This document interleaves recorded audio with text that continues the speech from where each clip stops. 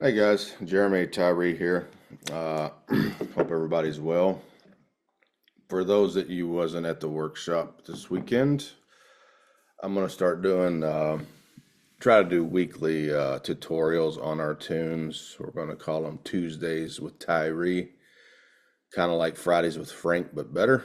Um, if you wasn't at the workshop, sorry that you wasn't able to attend, but I highly recommend that you attend next year. It was a good time, good workshop.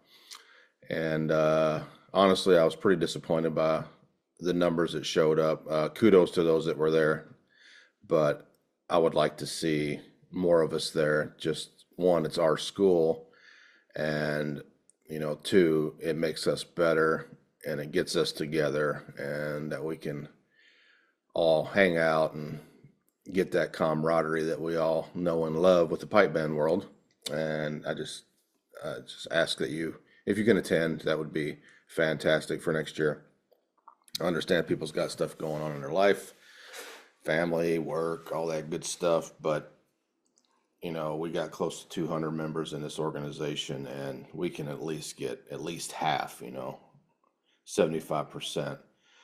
So just ask for your support, not only, for individual growth, but also for, unit cohesion and band growth, because we don't get better unless the individual gets better. So challenge you to attend next year and hope to see you there.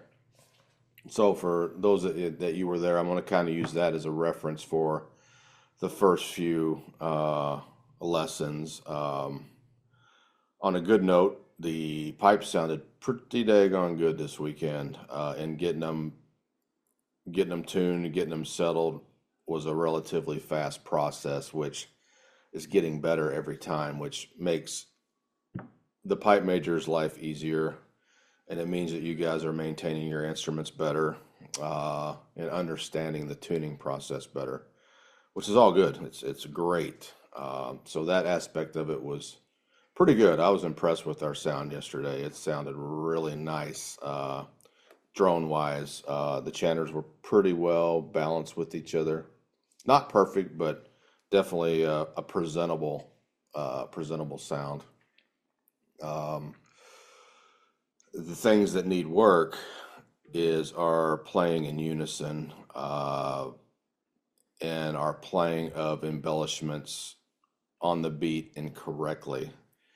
I was listening to one of the groups that was doing the marching into formations practice yesterday, and they were playing Scotland the Brave.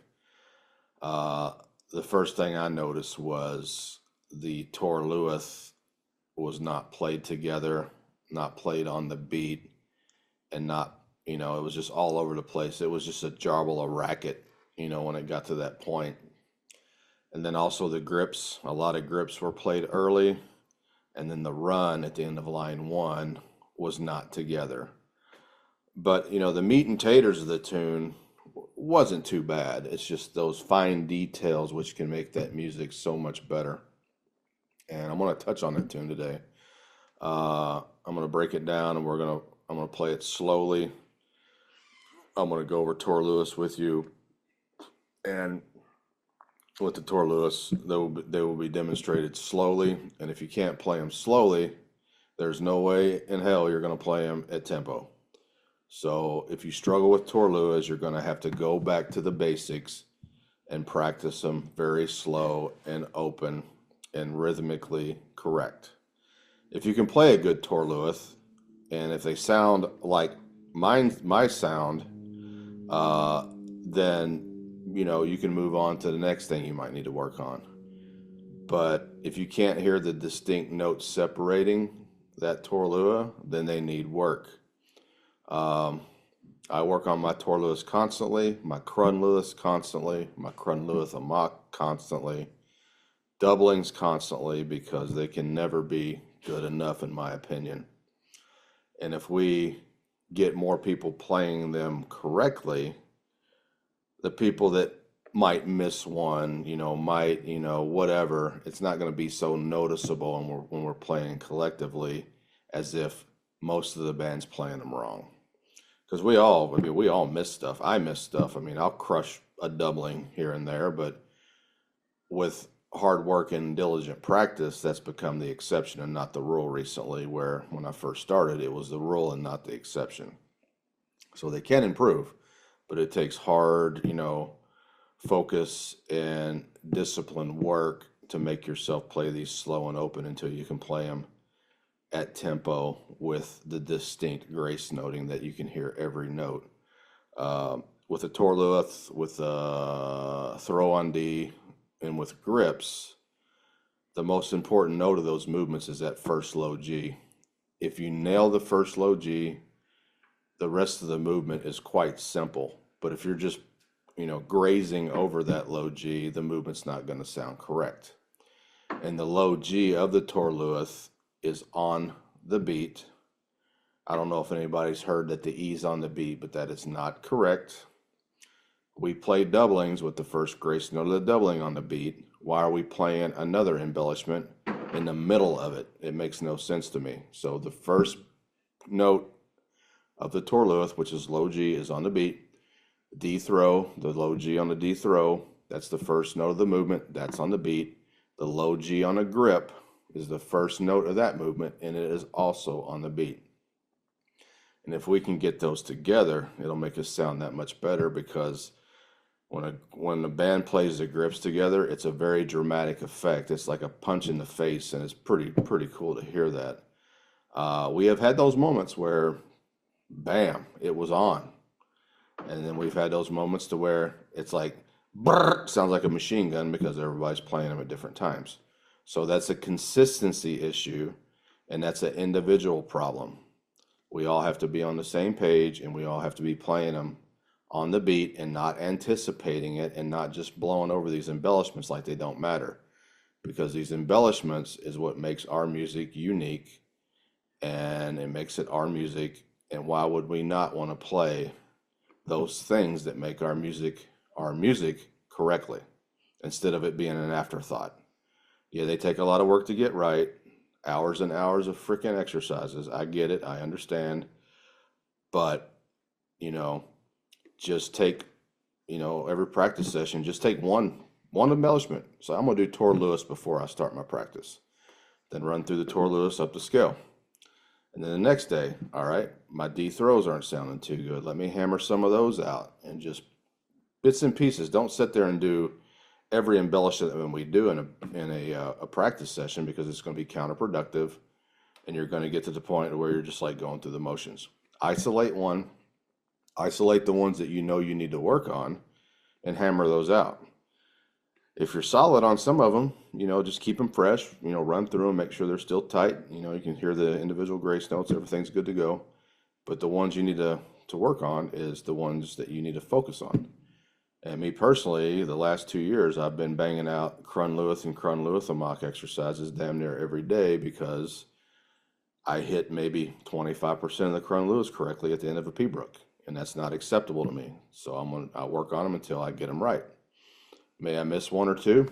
Probably, but it's not going to be damn near all of them. So, find out where you're weak, work on them, and just keep where you're strong, keep it strong, keep it going, and keep it good. So I'm recording this on Zoom, that way I could share a screen, and I'm not very technologically savvy, so bear with me as I try to put this stuff together. So let me see if I can get the tune up.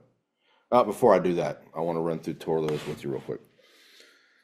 So when you're practicing Torluths, if they need work, you need to do them very open and very slow, and I recommend that you do them up to scale. That way you play them from every note that you could possibly play them from.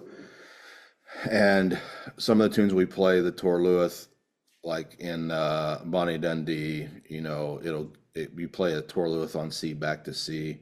Green Hills, at the end of the line, you play a B Torluth back to B. Some people play a grip. I play a Torluth on Green Hills, but for the sake of exercise, they're all going to return back to low A.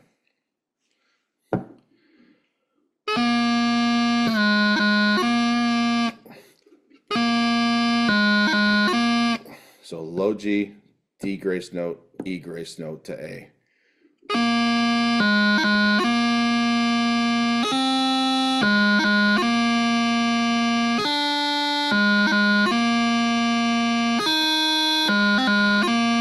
Okay, did you see that on D?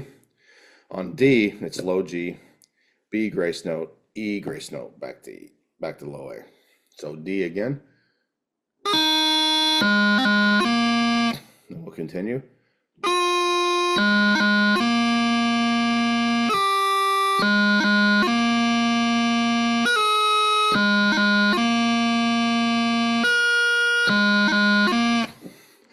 Bum, bum, bum. That low G, critical. So just practice those that way. Keep them that slow. And if you even got to go slower, if you're having trouble with that, it's okay. Go slower. Open those grace notes up.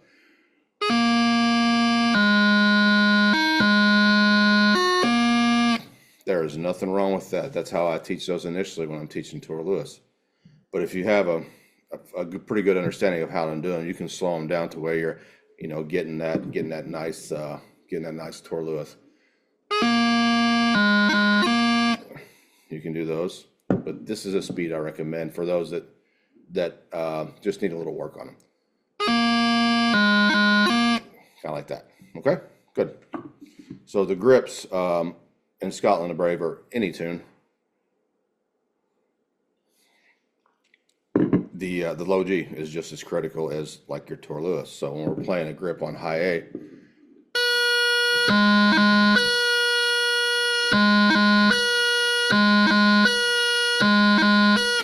slow them down and get that pa, pa, pa. And not like a that's not a grip. That's not a grip.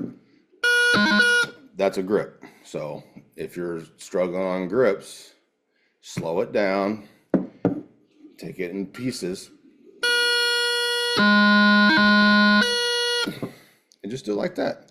And you'll be surprised after, a few hundred of those, you don't have to think about them anymore. Your brain and your hands have the muscle memory, or your hands have the muscle memory to know to get the good solid OG, D grace note back to whatever grip it is. I'm just using high A as an example because it's in the context of Scotland the Brave. So, all right. Let's see if my dumbass can share this screen here. Okay, let's see. Oh, look at that. Well,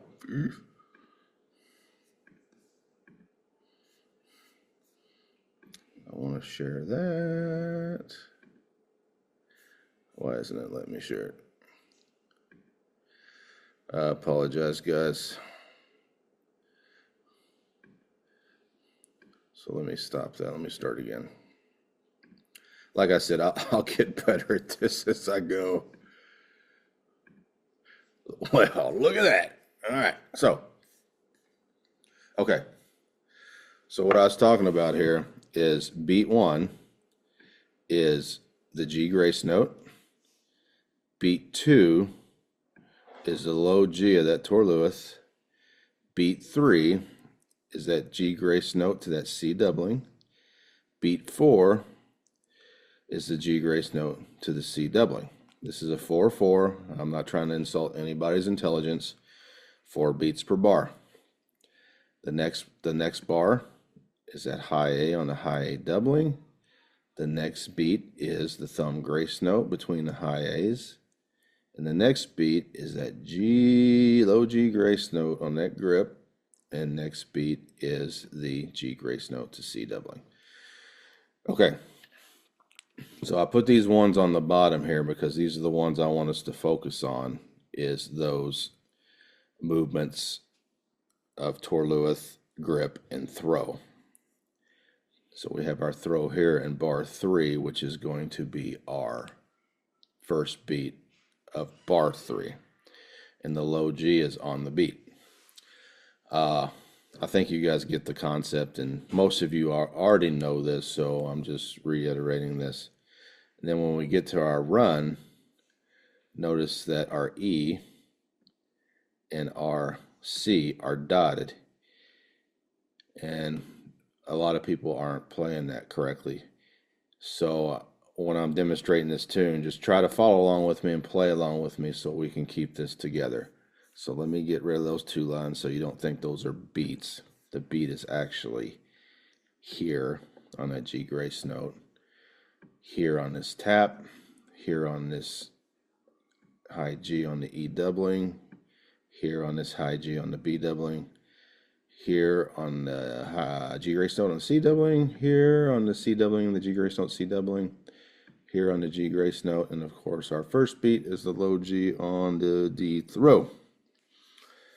All right, so there's all the beats in line 1.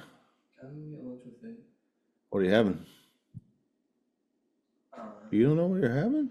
No, because she doesn't want Chipotle, and we normally go to Chipotle because she's had it twice this week. So I hate Chipotle. You don't like Chipotle? No, it's nasty. Really? So I'm talking to Bryson, the kid that wasn't at the workshop this weekend. So, yeah, I don't care. Okay. Have fun. Tell her I said hey. Yeah. Cool. All right, back to this. All right. So with the first, so that first low A on Scotland the Brave is a quarter note, so we need to hang on to that sucker. And the next, so what I'm going to do is I'm going to play the first beat, which is a G grace note, and it's going to last the duration. The low A is going to fill that duration of that beat. And the next beat, I'm just going to go to the low G of the Tor Lewis. So don't get confused. I'm just telling you where you need to be playing that low G, and then where the Tor Lewis falls after that. So.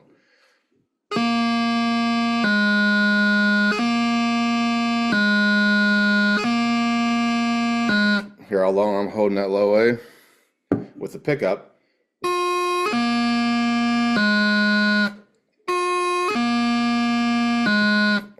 So the low G's on the B of the Tor Lewis. So the Tor Lewis with the low G, the rest of the Tor Lewis after the low G of the Tor Lewis is like that, okay? See how long we're holding that low A? And a lot of times it's like that. It's not even a Tor Lewis. We're jumping off that low A.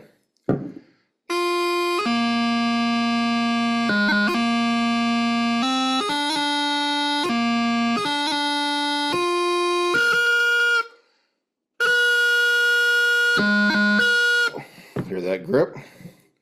So I'm going to do the same thing. After this high A right here, I'm just going to go to this low G. See how long I'm holding that high A for.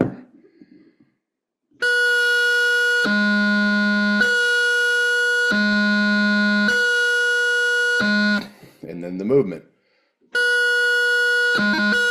See how long I'm holding that for. We have to be able to do that. And then continue on.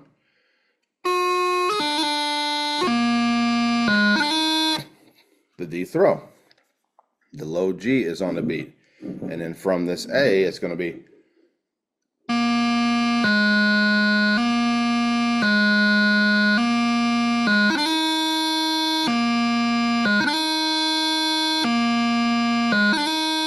We got to hold that. And then moving on.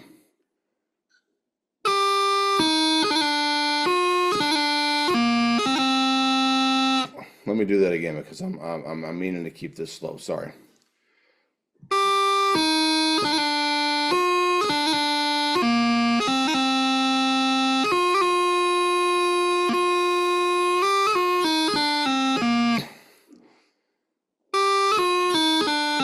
He da ba dee da. That's that run.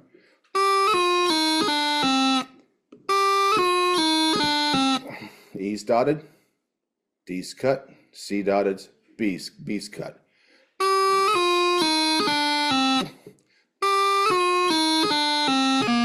And going back into line 2. So let me play line 1 entirely again without the pauses and the breaks in it, so you can get the whole flow of the tune.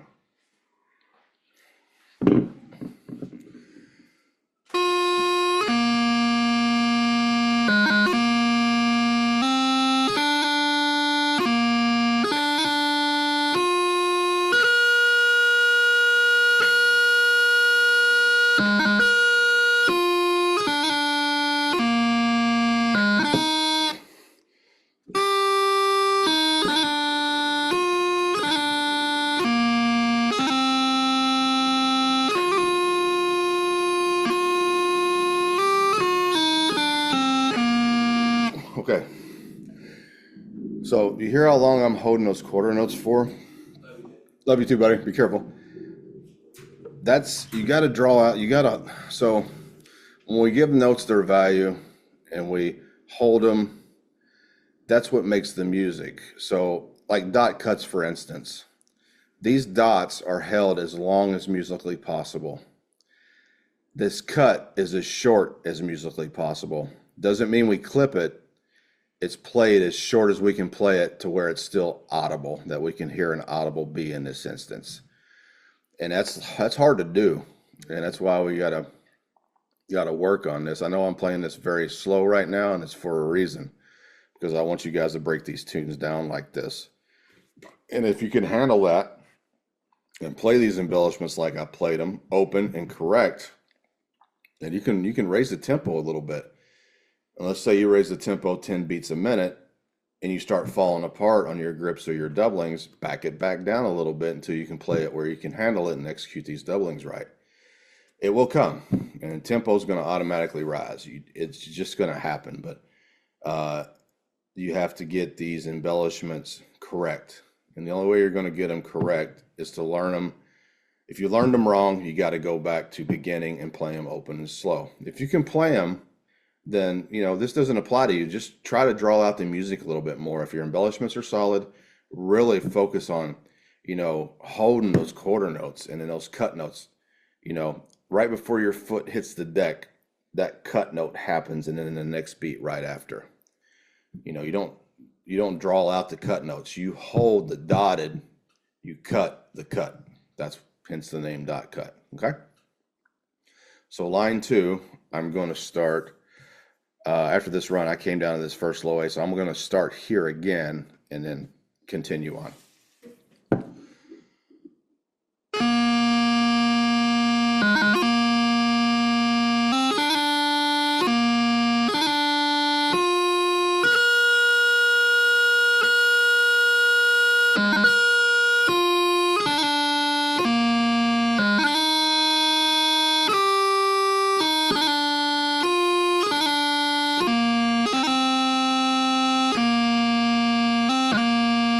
Okay, this is the end of our phrase here.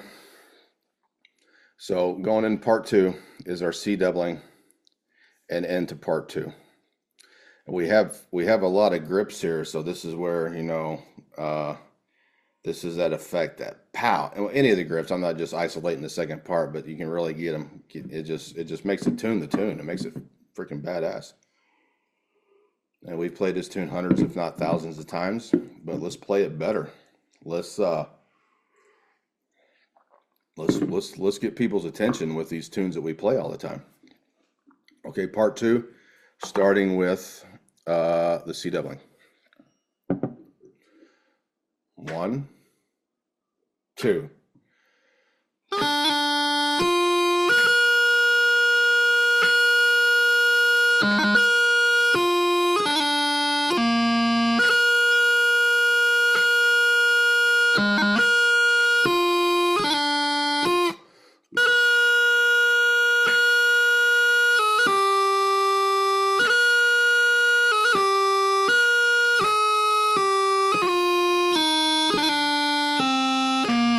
Okay, these straight eighth notes. So on these 2 eighth notes together, down beat, up beat, down beat, up beat, down beat, up beat, down beat, up beat. So the first one, down beat, up beat. That grace note, down beat, upbeat. Grace note of the doubling, downbeat, D, upbeat. Grace note of the C doubling, downbeat, upbeat. So we got to keep those nice and even. Da, da, da, da, da, da, just keep in mind. That happens in the Arizona Fire Service pipe band march as well. And when we're playing it this weekend, those eighth notes were not played down, up, down, up, down, up, down, up. So this might even help you with those. So cool. And last line. And I will start with, I'm pointing at the screen like you can see what I'm pointing at. I'm going to start right here.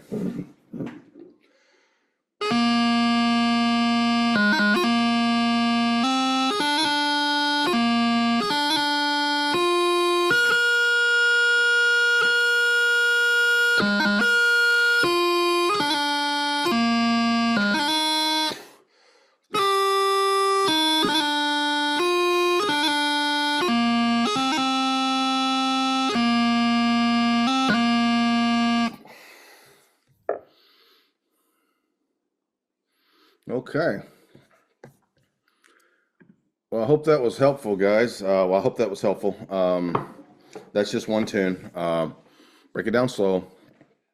Uh, give the notes their value and really focus on executing good embellishments. Like I said, it's just some tweaking that we got to do. And the tweaking comes down to fundamentals, honestly. Because I was sitting back watching, this weekend and listening to people play. And a lot of people suffer from bad embellishments, and we got to fix that. And also, when you get to the point of practicing your actual instrument, really pay attention to good strike ends. I saw some issues with strike ends, and also people early ease squawking chanters on strike end. The core group, the old guard, the guys have been doing this for a while. That honestly, fellas, that's unacceptable. Early chanters, bad strike ends, bad cutoffs. We should be beyond that right now.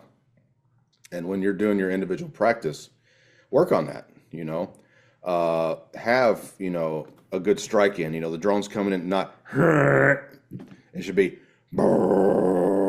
And then when you go to that E, that's when they come up to pressure and just give that beautiful tone that those drones give. We're not just blowing the bag up. It's get some air in there without sounding the drones.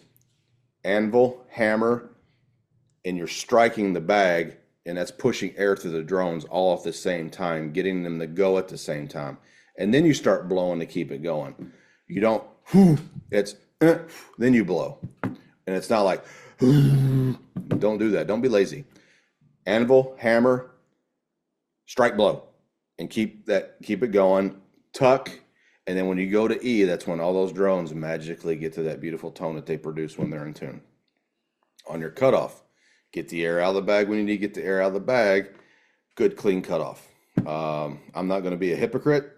I blew a cutoff in competition last year in San Diego, and I felt like an ass. And guess what I did the next 6 weeks? That hornpipe into the cutoff, that hornpipe into the cutoff until it was a non-issue anymore. That's the only set that we play that I might have a trailing drone, and it was just a subtle little, and Judge was standing right behind me. So not infallible, but I saw that I had an issue for some reason, whatever it is, getting a cutoff, playing that hornpipe, and I isolated it and I fixed it, and now it's a non-issue anymore.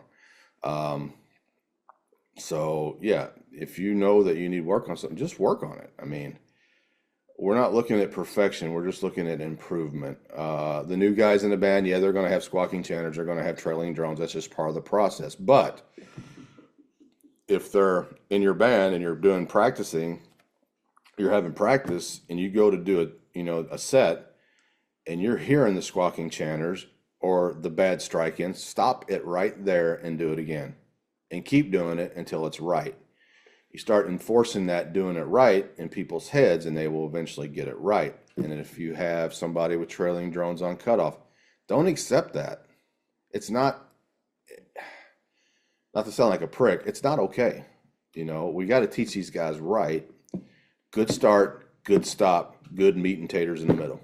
That's what we got to do. And we just got to break stuff down, and focus. And we need to focus on ourselves individually to fix our weaknesses, and then we can improve. Because Arizona, we're known throughout the country. We're known. We got our crap together, but do we have it together 100%? No, we do not. We just happen to sound most better than anybody, just about everybody around in our business, but it's not great. and I'm not going to blow smoke up your butt saying it is, but it's decent. I mean, I don't want to, sound like that, but I just want us to be better, and I'm gonna call your baby ugly when I need to call your baby ugly, and I'm sorry.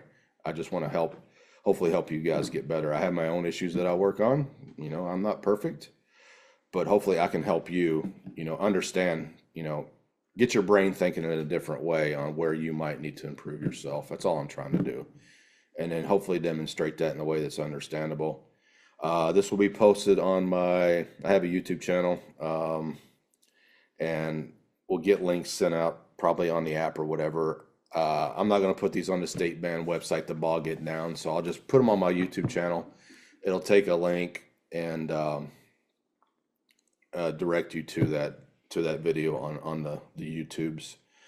But please just take the time and just try it. Just go through it and see where you're at, and put in the work. I mean, I'm not asking for a lot. I mean, give me 30 minutes a day, Like I said, everybody's got different lives. I'm fortunate I got time to do this. This is a big part of my life. I have that luxury.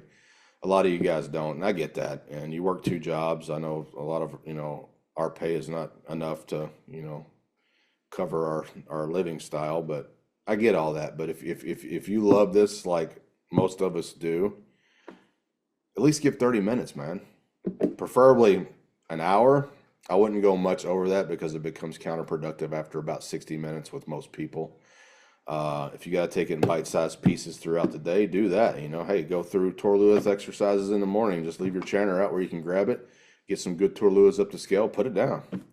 You get a little time in the afternoon. Hey, work on E-doublings. Work on D-doublings. Those are the hardest ones to get right. And if you have a good chunk of time, a little bit in the afternoon, go first line, second line of Scotland the Brave and play it like I just played it. Just do what you can do to get us in a better position as a group. And yeah, that's all I got, guys, on this first Tuesday with Tyree. So I will see you guys on the flip-flop. And any questions, shoot me a text. If you don't have my number, it's 928-580-6501. If you got questions or tell me I suck, I don't care. So I'd love to hear from you. So you guys take care now, and I'll see you on the next one. Peace.